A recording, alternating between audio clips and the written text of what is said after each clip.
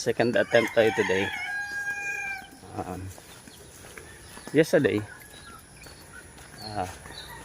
hindi na-cancel yung flights na pagkakargahan ng ating mga sisi.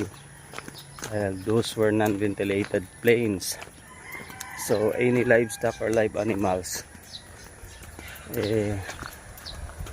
medyo delikado.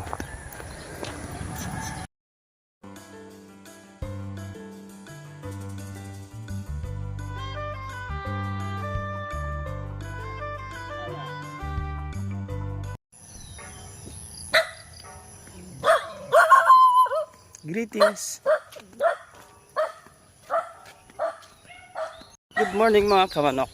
So, I just left from the farm.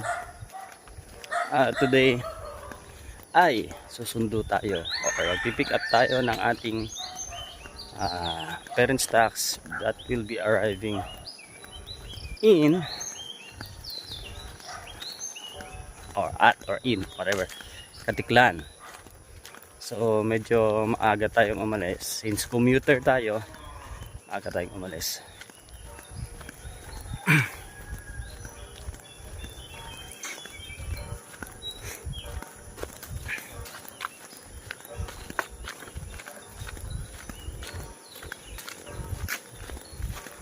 Alright, so it's 5:50 in the morning. And I am here walking in the yeah. So yun, nasa looban yung farm namin. Madali lang din naman itong malocate yung lugar.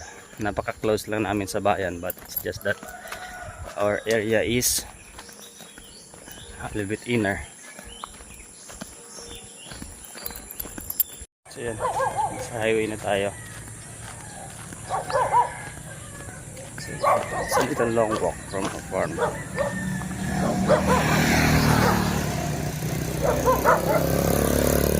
Abang-abang. Sa highway na tayo. Ayan. So, ito lang yung makadali. So,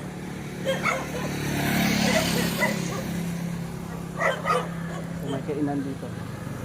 Isok. Ayan, ito. Highway to going to Malinaw. So it's 5:54. Ito yung nakakasakay. Medyo kukunti yung ano dito. Medyo kukunti yung biyaheng jeep. Medyo maaga. Para makasakay.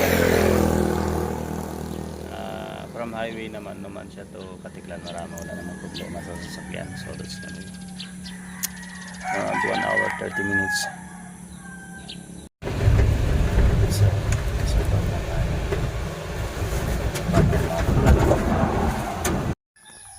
Okay, so what is up once again? Second attempt tayo today. Yesterday, hindi na-cancel yung flights na pagkakargahan ng ating mga sisi. Those were non-ventilated planes. So any livestock or live animals, medyo delikado. So ngayon, dito na tayo sa highway. We're gonna try again. Nagbigay na uli ng flight details na Dominant Asia ng hapon. So nag-reschedule sila. So I'm gonna try again. So kahapon kasi supposedly tatlong flights. But all the succeeding ones after the first one were also non-ventilated. So no choice tayo. Hassle sa both parts, but what can we do, no? Pag nagano yung airline natin magagawa. Ayan, kawawa yung mga sisi, siyempre. Dahil pagbiyahe mo sila. Tapos waiting time is napakatagal bago ma-load, and then may message ka na offloaded. Well, anyway, hopefully today makuha na natin yung ating mga bagong stocks. Alright, so yan lang muna. Update tayo ulit mamaya after natin makabiyahe.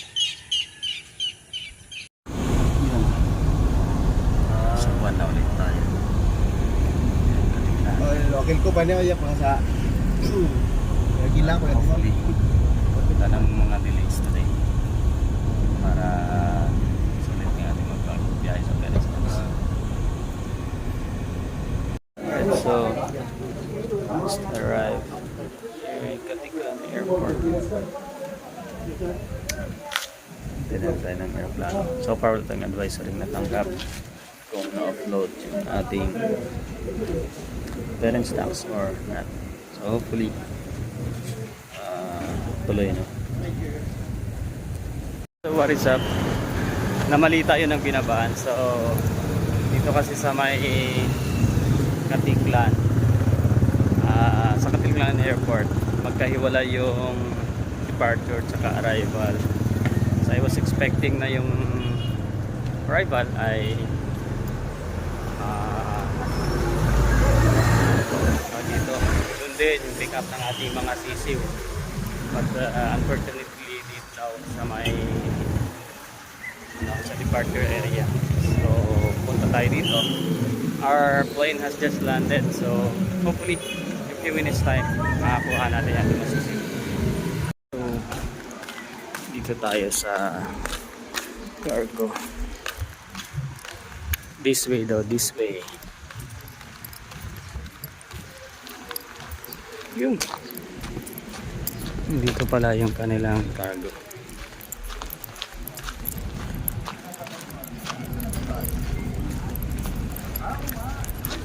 So dito na tayo sa handling area ng Cebu Pacific Cargos. So isa list na tayo ng receivers dito. Hopefully okay yung mga sisi pag dumating. Okay.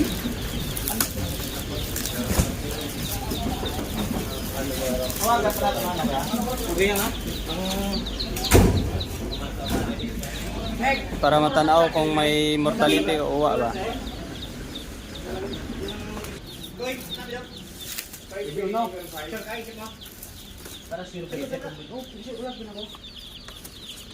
Handa na.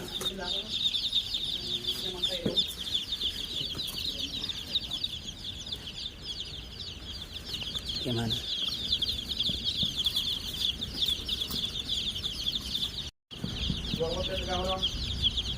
Anong layaran sir? BPR Grood Island. Pero pang ano ra? Okay mo sir? Pang alright, so we're with our parents now traveling to Lesho.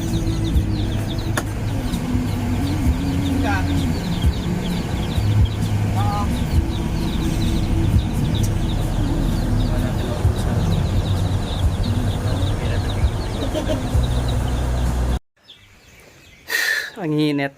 So dito na tayo. Bubuksan na natin tong ating box ulit.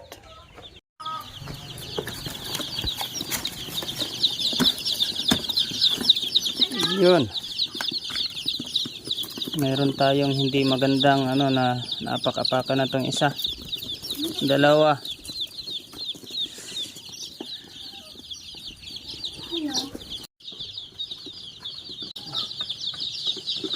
Three. Five.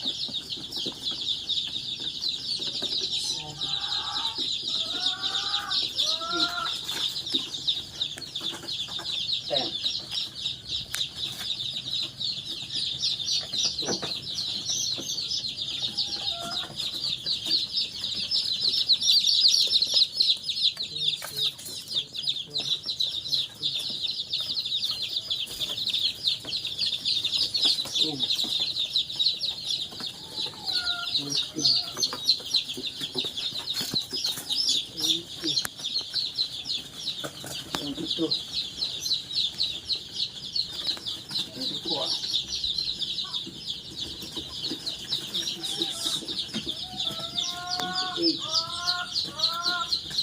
Medyo may naano tayo dito.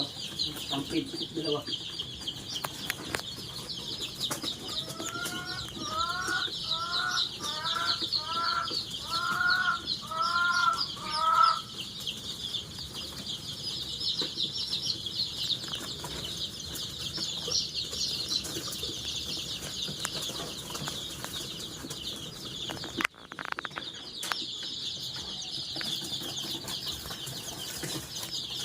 Naglag.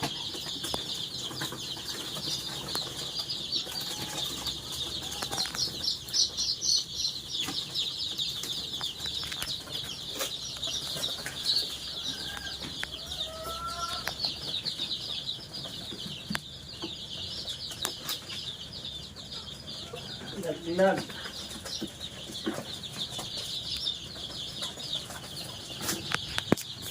natin sa ilaw sa sobrang init.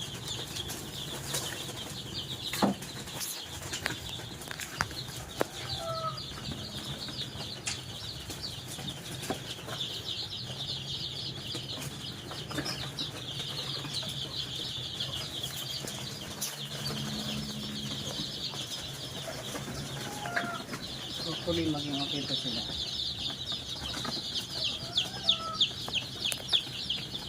Grabe kasi init. May ano tayo. Hopefully makabawi ito.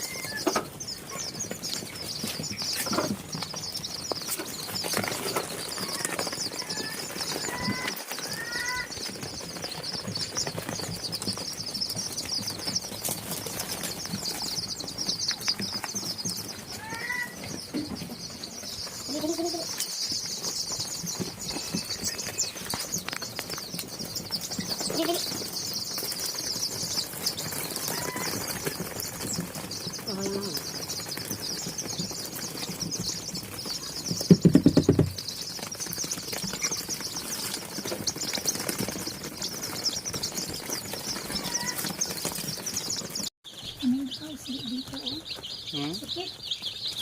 Ito nakausli. Sakit. Huwag kang dumikit dyan kasi ano yan.